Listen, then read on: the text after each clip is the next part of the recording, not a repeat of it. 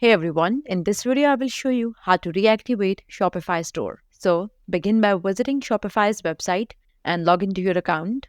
And once you're logged into your account, look at the top right corner of the page and click on My Store. Now from the drop-down menu, choose All Stores and a new window will open up displaying two sections. The first is Active. This shows all your current active stores and the other is Inactive. This contains your closed or inactive stores. Now click on Inactive and here find the store that you want to reactivate and click on it. Since your store was deactivated, Shopify will prompt you to choose a new subscription plan to continue selling.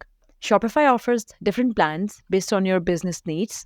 So the first we have is a basic Shopify, which is ideal for small business. And then we have this other one, which is Shopify plan. We also have this other one, which is advanced Shopify, which is best for high traffic stores. Select the one that works best for you. And once you have selected the plan, enter your payment details, and after processing the payment, you will be redirected to your dashboard. And that's it. And if you're ready to start your own online store, don't miss out on the special offer in the description below. Click the link to try Shopify free for 3 days. No credit card required and pay just $1 per month for the next 3 months when you sign up.